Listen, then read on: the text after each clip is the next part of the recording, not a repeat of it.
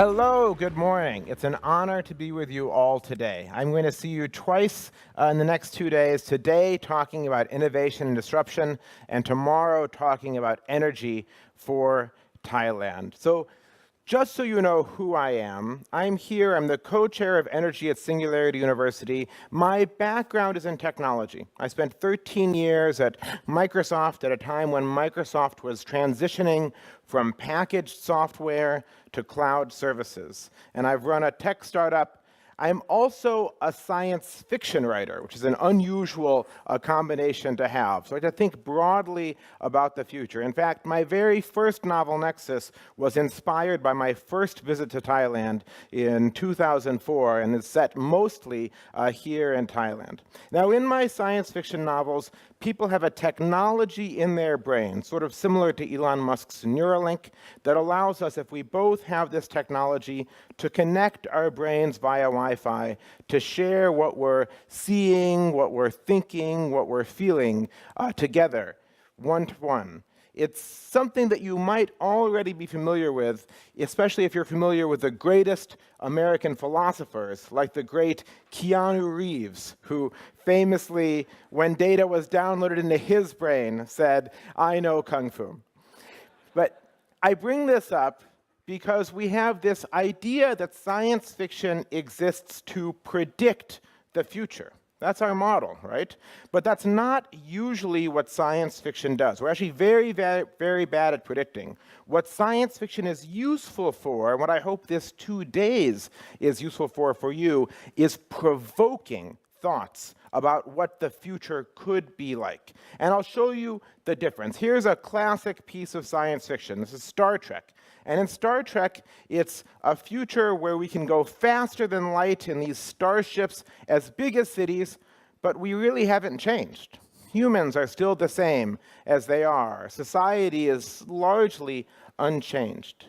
I mean, this is what we often think of. We think of the future as doing more, bigger. But I will tell you that the way technology is changing, and some of the things that Jeff talked about this morning, and that you'll hear about for the next 2 years, means that the trajectory is quite different. The trajectory is not bigger, it's smaller, faster, and cheaper. This is one of the most exciting things happening in space today. This is a CubeSat. This is a 1.3 kilogram satellite that can do what 1-ton satellites used to be required for a decade or two ago. It costs about $20,000 US to launch one of these satellites. Schools in the US have launched these satellites. We are shrinking technology through Moore's law, democratizing it by demonetizing it, bringing down the price and giving more people access. Or here's another example of that. Jeff talked about drones, and if you thought about a drone a decade ago, this was probably your mental model of a drone. A US military device, priced perhaps $10 million US. But when we say drone today, we don't say this. We think about this sort of device, priced more like $1,000 at the high end. So literally for the price of one US Reaper, you could own 10,000 of these. And that reduction in the price of technology spreads out its capabilities to more and more people. Or back to science fiction. We all know, well, here's some of these drones, Matternet, as Jeff mentioned, being used in disaster scenarios around the world. If we go back to space, here is our model of what operating in space is like from not very long ago, from right now, in fact. Luke Skywalker piloting his starship that can go faster than the speed of light. But this is not what humans in space is actually like at all, because Luke Skywalker is being replaced by computing, being replaced by software. Now, space is about the most physically demanding industry you can imagine. Think about how much energy it takes to get even a very small payload into space. It costs around $10,000 US per kilo right now to get into space. Now, that's being changed by companies like Blue Origin and SpaceX. How many of you have watched videos of the SpaceX launches? Let's show you one of these so we can embrace this and talk about what the innovation is here. Here's a SpaceX launch of the Falcon Heavy. Now, this is a beautiful event. The thing to realize here is that this launch costs around $100 million. The fuel costs $100,000. Airlines fly at a cost of about 3 times fuel. So this cost should be around $300,000, not $100 million. Why is it so expensive? It's so expensive because we throw the vehicle away every time, like throwing an Airbus away. This is the magic. It's not the launch. It's the landing that is the magic.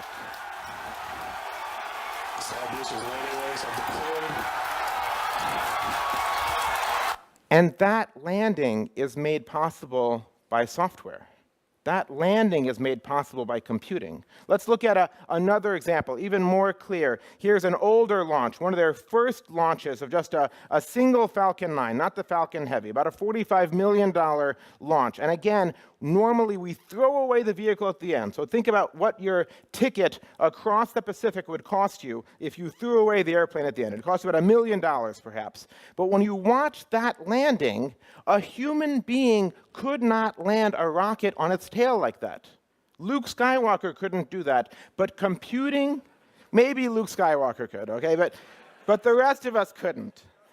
But computing and software makes that possible. And by making that possible, we can shrink the cost of access to space by a factor of 10 to 100. Did any of us 10 years ago think that Moore's law would reduce the cost of going into space? We didn't. I didn't, at any rate.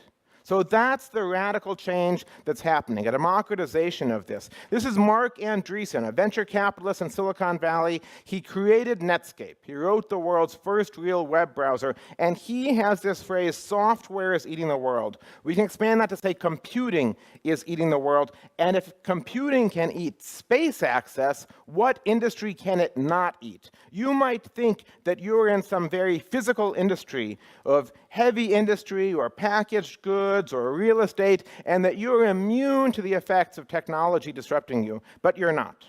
If software can disrupt space, it can disrupt you. Now, Jeff talked about these 6 Ds that Peter Diamandis has framed, and I want to focus on just 2 of them because they affect the world profoundly. The last 2, the demonetization of technology and as a result, the democratization of technology, because these trends are incredibly powerful for both humanity and for business. Anyone remember this film? Wall Street. Gordon Gekko, the billionaire you love to hate. To illustrate how wealthy Gordon Gekko is, they filmed this scene.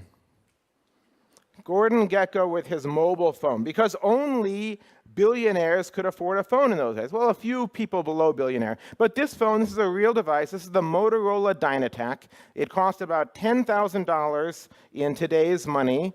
It took 12 hours to charge, and then it had 30 minutes of standby time. It had no camera, no apps. It had terrible reception because there were very, very few cell towers. But only the super elite could afford this toy. Here's the median mobile phone user around the world today. This is a poor farmer in Sri Lanka with his $25 Android phone that is thousands of times, tens of thousands of times more powerful than Gordon Gekko. In a middle-income country like Thailand, mobile phones became ubiquitous more than a decade ago. Smartphones are ubiquitous now. And even in low-income countries, we have 700 million phones in Africa, mostly feature phones right now. In India, we have 300 million smartphones connected to the internet, access to education, access to marketplaces, access to information that no one had access to just 20 years ago. This is profoundly uplifting to the entire world. Billions of people being dragged into the modern age and the interconnected economy by this technology. Now, you will hear sometimes people worry about where technology will take us, where all this work in AI and machine learning. You might have heard Elon Musk or Stephen Hawking or even Bill Gates worry that our work in AI will lead to a bad outcome. Super powerful AIs that make decisions for humanity that we don't want.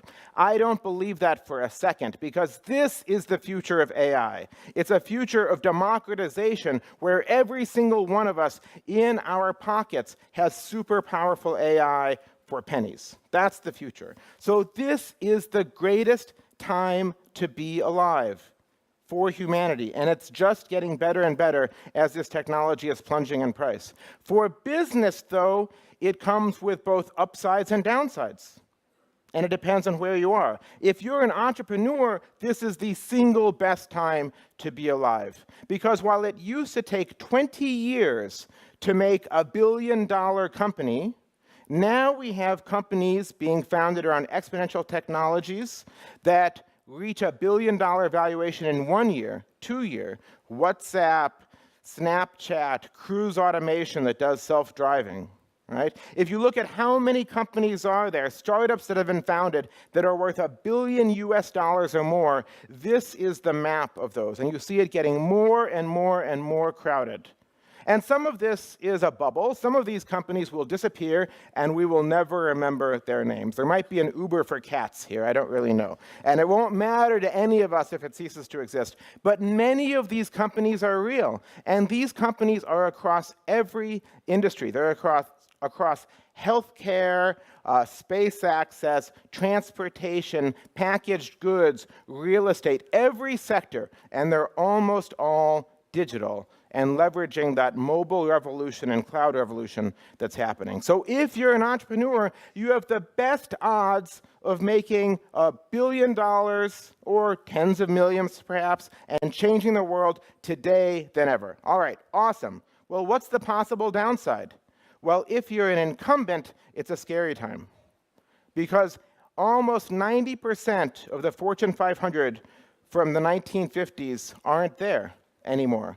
And the lifespan of companies at the top is dropping. The lifespan of companies on the S&P 500 used to be 60 years. Now it's 1/4 of that, and it's getting lower all the time. This new technology is helping upstarts, it's helping innovators, but it's making life harder and harder for large incumbent companies. So this talk is about what you can do to be a disruptor rather than to be disrupted. And we'll talk about 8 things that disruptive companies do. And I will tell you that it's not about size, power, or your war chest of money in your bank account. It's about really how fast you innovate, how agile you are in turning the ship when you need to, and your ability to build network effects that connect people and make yourself more valuable. Let me illustrate that by giving you an example from history of a conflict between 2 great organizations, one of them bigger, richer, better run, more powerful, and the other more disorganized. I'm talking about China versus Europe. But I'm not talking about China versus Europe now. I'm talking about China versus Europe 600 years ago. China was the world's wealthiest empire that had ever been seen. It had twice the population of Europe, it had 3 times the GDP of Europe, and it had the world's best technology. It was also the best run. The emperor was CEO, if you will, and beneath the emperor there were 20,000 scholar bureaucrats, if you will. And those weren't chosen because of their families. They were chosen because out of 400,000 people that sat down for a test of how well they understood mathematics, science, diplomacy, economics, the 20,000 elite were chosen from that to run the organization. It's the model of the perfect organization, an amazing CEO and a great set of managers beneath, right? Europe was a backwater. Europe had not recovered from the fall of Rome. It was beset by plague. It was small, warring city-states. And yet, from this point onward, from about 1400 onward, Europe pulled ahead and would be ahead for centuries. You had the printing press invented in Germany by Gutenberg, using almost entirely Chinese technologies. Ink, paper, metalwork, printing, all brought together into one hybrid machine that combined these, that revolutionized the world, presaged the internet, if you will. And that led to the Renaissance, the scientific revolution, and it led to an industrial revolution, James Watt's steam engine. And that led to an incredible pulling apart of well-being. This is per capita GDP, and you see Britain pulling ahead as China and India stay low in this for quite some time. And that's an abstract, but let me make that very concrete for you. In the mid-1800s, when England wanted to open China for trade, 4 British warships defeated the entire Chinese fleet in the Opium Wars. This is a bad episode in history. I will not defend the morality of this, but that was the technological edge gained by one nation over others. So why did this happen? Europe was a backwater. China was ahead in every single way. I submit that it happened because of this. Europe's disorganization was actually its asset. And when you think about technology over the next few days, think about this. Europe was a hotbed of ideas. Because Europe was split into so many different city-states and nations, each of those could cultivate its own ideas that could then intersect and crossbreed with the others, leading to a faster pace of innovation. So Europe was about bottoms-up innovation. And bottoms-up innovation is not about certainty. It's not about a master plan that gets you there. It's about embracing risk, it's about tolerance for failure, and it's about high-speed experimentation. So let's go back to these billion-dollar startups. Silicon Valley is the world's hub of innovation. It's not the only place that it happens, of course. But when you look at the things that have changed the world over the last 2 decades, they've come from Silicon Valley. But when we look at these startups, we're missing something. We're missing about 99.9% of the startups that didn't make it this far, that failed. Silicon Valley is a place where companies go to die more often than they succeed. But in that process of experimentation, we get those outputs. Let's look at it from a financial standpoint. These companies are venture-backed. How does venture capital work?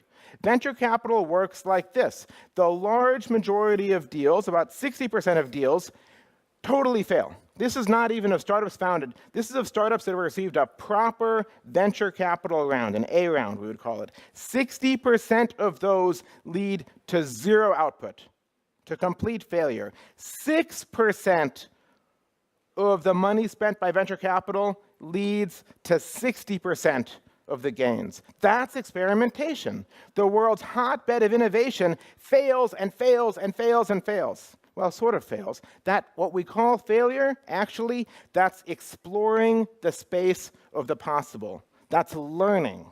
That's experimentation. Now, what about the very best venture capital funds? Because there are some venture capital funds that don't produce just a doubling of their money. They produce 5 times on the amount their limited partners give them or more. How do they do? Well, those very best funds, they fail exactly as often as all the rest. They're not wizards. But their winners are much bigger because they pick companies that are more exponential, if you will, companies that are more able to leverage network effects to grow rapidly. All right, so how does that happen? It happens through experimentation, not just in the ecosystem, but in individual corporations. If you visit Amazon.com, you are subject to hundreds of experiments. Every rectangle on this screen is the result not of a master plan passed down by Jeff Bezos, but a result of hundreds or thousands of experiments that have been run to optimize where it's placed, how it looks, how many items are shown, what algorithms are used. Even just look at one little feature, the recommended books feature in Amazon. It's worth billions of dollars. Every book on this list is the result of thousands of experiments done improving these algorithms. In fact, there was one critical experiment that was unexpected that led to a massive uplift of the use of this feature. Everyone knows on a web page, what part of a web page gets clicked on most? Yell it out. the top, somebody said, the top and the left, right? So Amazon, when Amazon first launched this feature, recommended books, when you looked at a book, it was at the top. And then one day, an engineer said, I'm just going to try something. He moved this feature to the bottom, where it should not have worked. And the click-through on this doubled, right? It was the ability to experiment rapidly and collect those metrics that led to a long-shot experiment leading to a massive lift in revenue for Amazon. Now, you might think, I'm not in digital. What does any of this experimentation have to do with me? Well, it happens in the physical world as well. This is the America's Cup boat race. Have you ever watched these? These things are like magic to me. They're flying wings, essentially. And this high-tech race was completely revolutionized by a team that used high-throughput experimentation on physical goods. And it was Team New Zealand in 1995 with this boat, Black Magic. Black Magic is considered the most dominant boat ever in the history of the America's Cup or sailboat racing. And it was a total long shot because they call it the America's Cup for a reason. From 1851 until 1995, an American team had won every race except for two. Okay? The American team that the New Zealand team was up against had 3 times the budget. They had more experienced boat makers, they had a more experienced captain and crew. And Team New Zealand really had no chance. But Team New Zealand said, okay, with our limited resources, we're going to focus. We're going to do a process of high-speed experimentation, and we're going to focus on just one thing, the keel of the boat, the part that goes underwater. And we're going to do it by, we're going to get computers, these sun spark stations, that were antiquated now, we're going to use them to do computational modeling of water, and we're going to use that to help shape the keel. Now, they were already behind because the American team was using supercomputers, but they did something the American team did not. The American team would try out a new keel every couple weeks. The New Zealand team built a process of high-throughput experimentation, and they said, we're going to try a new shape of the keel of our boat every day. During the day, the team would go out and race the boat. They'd come back, they'd give feedback to the keel designers. The keel designers would come up with a few new ideas of how the keel could be shaped, and they'd simulate it, they'd pick one, and then overnight, a different team would fabricate that keel and mount it on the boat. So every day, they could experiment. Their pace of experimentation was 10 times that of the American team. They had a second problem, though, because if they went out the second day and the boat was a little bit faster, a little bit slower, maybe it was the weather. Maybe the currents were different. Maybe the winds were different. They couldn't know. So they took another big gamble. They spent 1/3 of their budget to make a second boat. So they could race 2 boats against each other that were identical in every way, except the keel was different. And that process of experimentation led to the New Zealand team not just winning the America's Cup, but they won it 5-0. They won every one of the 5 races. That had never happened before or since. The American captain said he had never been so outclassed in his life by a less experienced captain, by a less experienced crew, with 1/3 of his budget. Because the New Zealand team took this cycle of designing the product, building the product, and testing the product, and they made it short. They got more iterations through this cycle, faster experimentation, and by having that second boat, they got more accurate experimentation. We see this happening all the time. This is Beta Brand. This is a sort of hip clothing retailer in San Francisco, does most of their work online. If you go to Beta Brand, a couple of weeks ago, you would have seen this shoe. And this shoe, if they got a critical mass, they'd sell this shoe. But this shoe looks okay to me. This shoe does not actually exist. They haven't built this shoe. This shoe is a digitally modeled. They work with Li and Feng to get digital modeling of this. These photos are fabrications, right? The customer is saying, do you want this shoe, before they've even bothered to build it. This bag doesn't exist. This is not a real photo. This is just a mock-up. but it's a very, very accurate and faithful mock-up to what the final product would be. So Betabrand takes this cycle of design, build, test, and makes it even faster. They design it and test it, design it and test it. And by doing so, they can innovate in the market more rapidly. So that speed and accuracy of experimentation is key. All right, number 3. Disruptive companies embrace failure. When you look at things like Amazon's experimentation on its page, what % of these experiments actually succeed? Less than 1 in 100. If you want to explore the space of the possible, you have to know that most of those explorations are not going to lead to an immediate success. And so Bezos tells his people, failure and innovation are inseparable twins. You're not going to get one without tolerance of failure. Seth Godin, who's a guru of innovation, talks about these 3 things. Fail fast and cheap, so make it easy for people. Build the platforms to make it easy to run an experiment.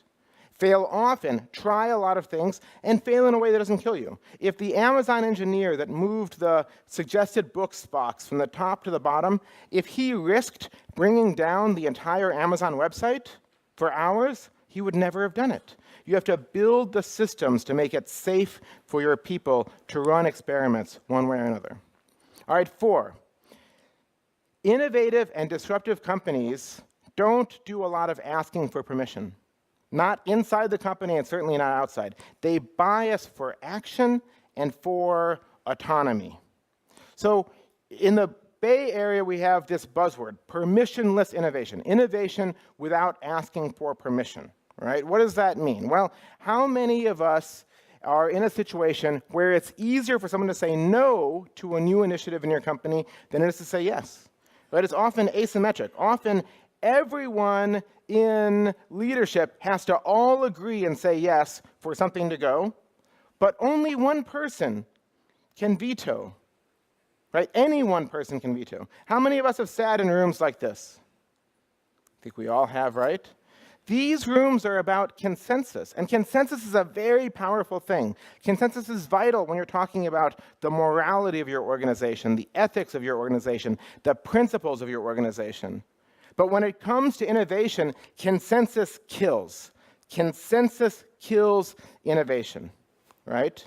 Because it's so much easier to stop something new than it is for something new to go forward. This is sort of documented by this guy, Brooks, who wrote this book about software development called The Mythical Man Month. And in The Mythical Man Month, companies that are behind on something add more people to it. Right? And that ends up having a problem. It ends up backfiring because the attitude often is, we know that 1 woman can have a baby in 9 months, so why don't we just add 8 more women and we'll get the baby in 1 month, right? But that's not how it works, and it's especially not how it works with decision makers, because in fact, the more people you add who have to buy off, who have to give consensus, the harder it gets, and it gets harder n squared. If you have 2 people in a room, there's 1 conversation that has to happen. If you have 5, there's 10.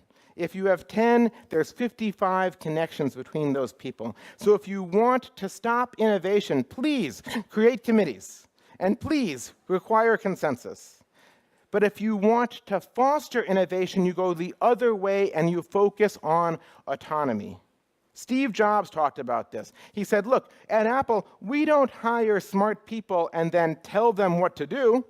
That would be a waste of their brain power. We hire smart people so they can tell us what to do. You're hiring smart people, right? Take advantage of their brain power. And this has other positive effects because people like the feeling of autonomy and freedom. Maslow, the famous psychologist, talked about his hierarchy of needs. At the bottom, physical needs, food, shelter, love, etc. And at the top, self-actualization. And that's what autonomy brings. Now, Maslow probably missed a few things because really the base of the pyramid is actually Wi-Fi, as Jeff said earlier today, or it might actually be battery life for your device as well. But leaving that aside, I think Maslow had a point about the top. There are companies that actually do this to a degree that you might not think is possible. This is Valve software. Any of you know Valve?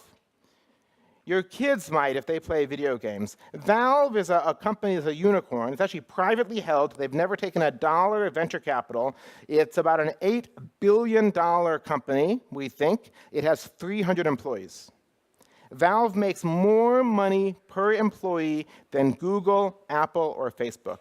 And one of the ways that Valve works is radical autonomy. When an employee at Valve sees something that they could be doing that's more valuable, they just do it. In fact, at Valve, the desks have wheels. And why do the desks have wheels? Because if you think you should go join a different team, you unplug data and electricity, and you roll your desk over to the team, and you sit with them, and you say, "Hi, I'm here to help."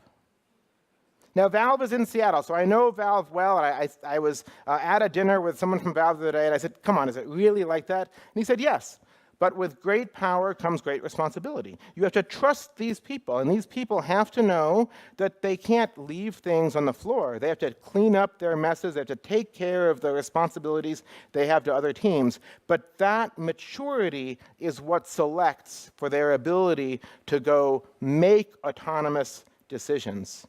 And collectively, Valve taps into more of the brain power of its employees than a company where someone just tells each person what to do. Now, I'm not suggesting that you go do this tomorrow to your company. That probably would have disastrous effects. You need to have the right people involved. You need to have the right situation. And you probably need to be a company that's about making IP and intellectual property in some way. But maybe you can do this at the edge. Maybe there's an area of your company that you're branching into where you need creativity more than you need efficiency. That's the place to start experimenting with these more radical organizational models. All right, 5. The most disruptive companies almost never disrupt the space that they're currently in. They usually disrupt somebody else's space, right? They play offense, and that means the company that's going to disrupt you is probably not one of your current competitors. It's probably someone from an adjacent space. And here's a great example of that. We think of Apple as an incredibly disruptive company, right? We forget that Apple almost went out of business. Microsoft bailed Apple out in 1994. $50 million that Bill Gates gave Steve Jobs to keep Apple afloat in 1994. And the reason Apple needed that was that the Macintosh had about 10% share of personal computers.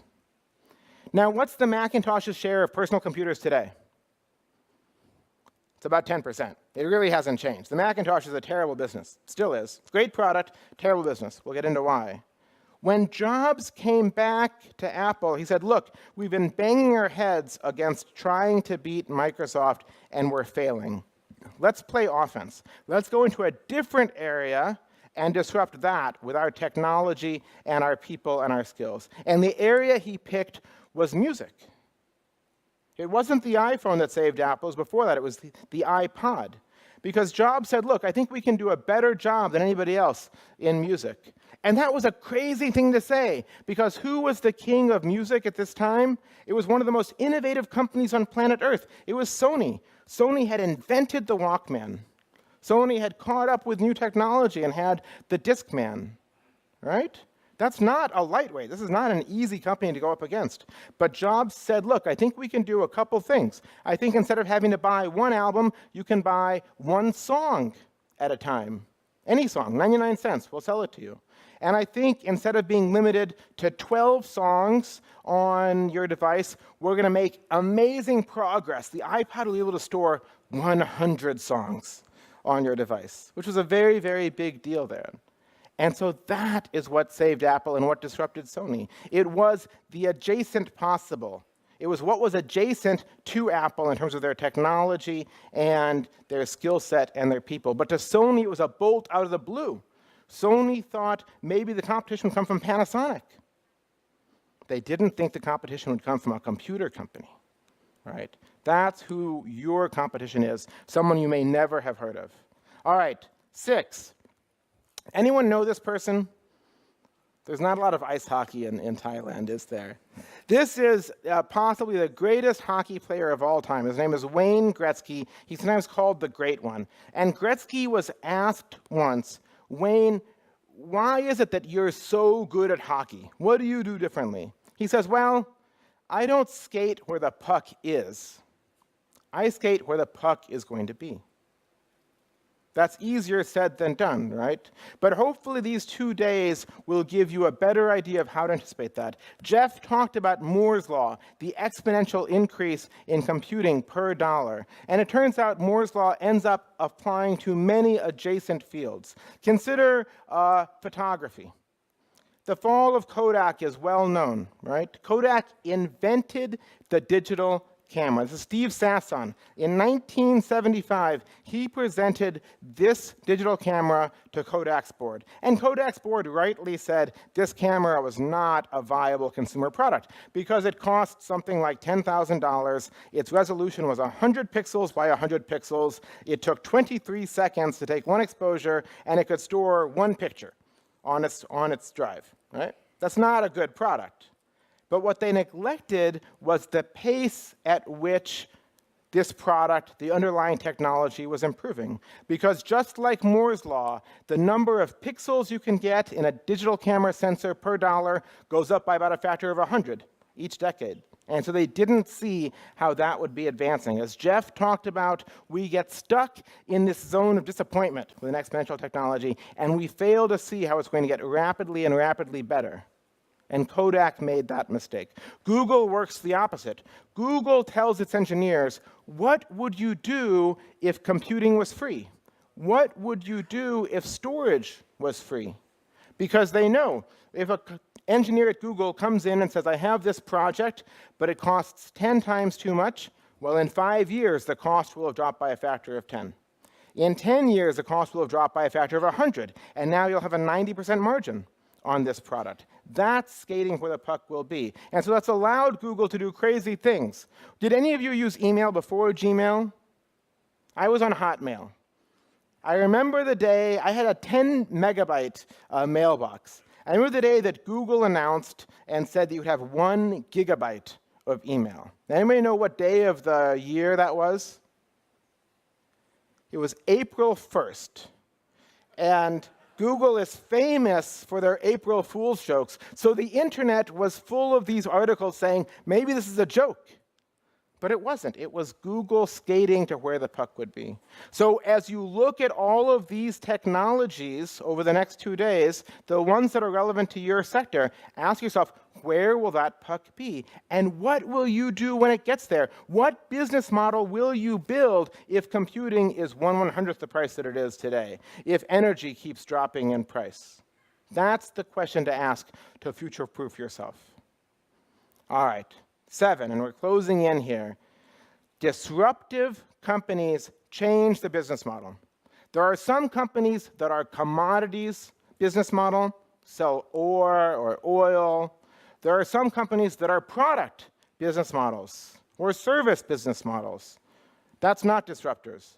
Disruptive business models are almost always focused on data, on building platforms, on building network effects, and on building virtuous cycles where every customer or partner you get makes the entire suite of services you offer more valuable to every other product, customer, or partner. Microsoft perfected this with Windows.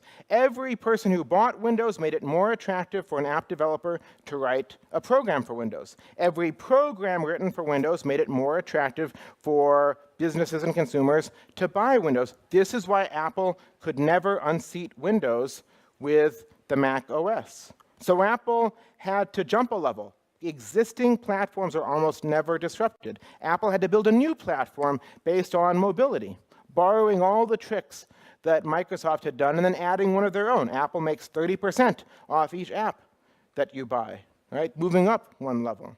Facebook leverages the same thing, but there's no difference between supplier and customer. It's just what we call Metcalfe's law, which is the value of a network is equal to the square of the number of people on it. If Facebook grows by a factor of 10, the value of their network grows up by a factor of 100. That's what a network effect is about. Now, Andreessen, I showed you his picture before. He said software is eating the world, but I would take that a step further. What's actually happening is that networks are eating the world. Network effects are eating the world. And I'll show you that vividly. You all know this company, Uber, recently merged with Grab here in Thailand. Uber is arguably the world's most valuable transportation company on Earth. Uber owns no cars. It's not because of that asset. So why is Uber so valuable? Is it because they have an app? Is this app worth $69 billion? How much would it cost you to reproduce Uber's app? A few $100,000 at most? The app isn't why. Is it because of other exponential technologies? Maybe it's because of GPS or online payments or ratings and reviews or the automobile. No. Uber invented none of those. Exponential companies don't have to invent exponential technologies. What Uber actually has is two things. They made a great user experience that made it far better to transport yourself this way than it did to use a taxi. And then they built a network effect. And that network effect is the actual value. You can go reproduce Uber's app or Grab's app, but you're too late. That network effect is there because Uber or Grab or Ola in India have the advantage that as they get more customers in an area, there's more people opening the app. As more people open the app, that makes it more attractive for drivers to sign up. As there's more drivers in the area, there's more likely to be a driver close to you, which makes the wait time shorter, which makes it more likely for a customer to open the app. Airbnb, most valuable hospitality company in the world, owns no buildings, owns no real estate. Does their website and app make them worth $31 billion? No. You could rebuild that yourself for a few $100,000. What's valuable is the network. Every person searching for lodging on Airbnb makes it more attractive for someone to list their property.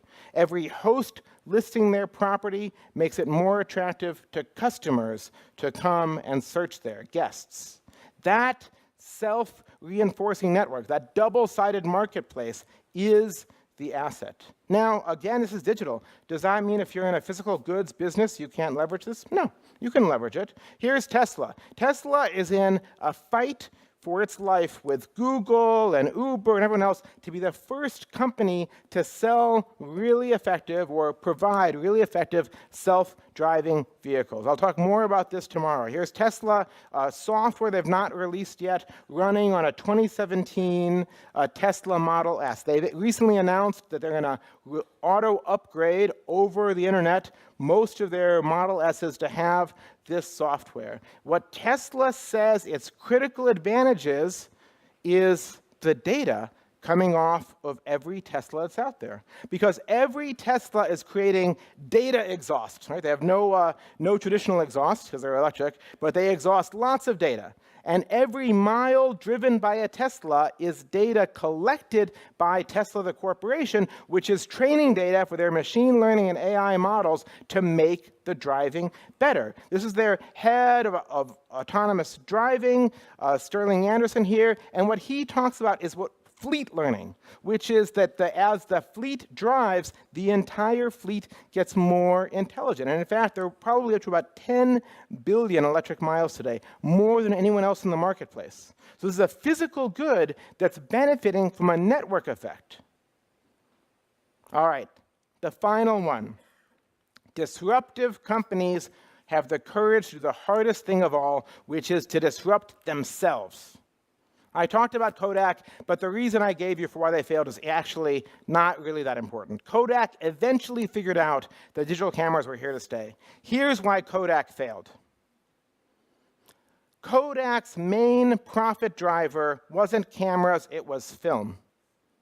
And when Steve Sasson brought in that digital camera, he called it a filmless camera. He wrote his memoirs, he said that was his greatest mistake in life ever, because sitting around that table was the vice president that owned the P&L for selling film. What do you think that vice president's reaction was to the creation of a device that would take his entire business unit to zero? Was he excited? Let's do this. Let's crush our revenue in our most profitable sector. No.